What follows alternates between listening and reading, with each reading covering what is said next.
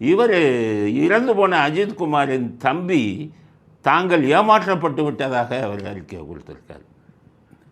என்னன்னு கேட்டிங்கன்னா, எனக்கு என்னமோ அரசாங்க வேலைன்னு சொன்னாங்க.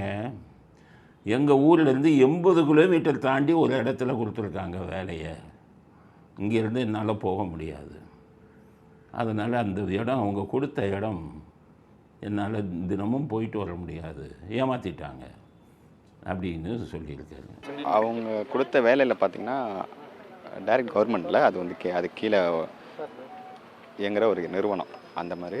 ரெண்டாவது 80 கிலோமீட்டர், நாங்கள் இருக்கிற இடத்துலேருந்து 80 கிலோமீட்டர் போயிட்டு வரதுக்கு இந்த சுச்சுவேஷனில் நான் போயிட்டு அவ்வளோ தூரம் போயிட்டு ஒர்க் பண்ண முடியாது. மாற்றி கேட்டிருக்கேன், மாற்றி தரேன்னு சொல்லியிருக்காங்க. ஆனால் இது வரைக்கும் பண்ணல. அது தெரியும் முதல்லையே. இதெல்லாம் கண் துடைப்பு, ஏமாற்ற தான் செய்வாங்க. ஏன்னா ஸ்டாலின் கூட பரிதாபப்பட்டீங்களே, ஏன் அவங்க பக்கத்தில் இருந்து நீங்கள் என்ன போஸ்ட் கொடுத்துருப்பீங்க?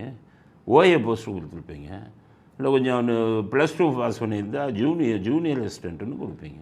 அதில் இல்லாத இடமா? எங்கேயாச்சும் பக்கத்தில் காரைக்குடி, சிவகங்கை, அந்த மாதிரி எத்தனை அரசு அலுவலகங்கள் இருக்குது. அதில் போடலாம்ல. உண்மையில் அவர் மேலே உங்களுக்கு அனுதாபம் இருந்தால் அது போடல.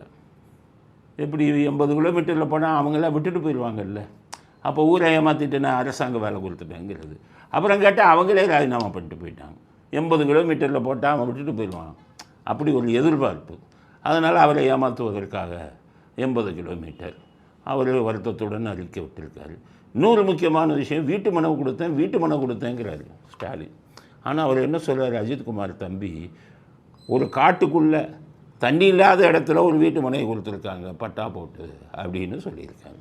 அதுலேயும் ஏமாத்து வேலை, திராவிட மாடலில்.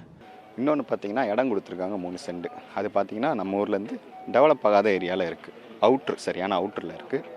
அது கொடுத்து எந்த யூஸும் கிடையாது. இவங்களுக்கு ஏமாத்துறது தானே வேலை, ஊரை ஏமாத்துகிற வேலைங்க தானே. நாட்டை கொள்ளையடிக்கிறவன் ஊரை ஏமாத்துறவன். காரணம் தெய்வ பக்தி இல்லைல்ல. அயோக்கியர்கள் எப்படின்னா, தெய்வம் கும்பிட்றவன் பயப்படுவான், அப்பா கடவுள் கேப்பா இருப்பான்.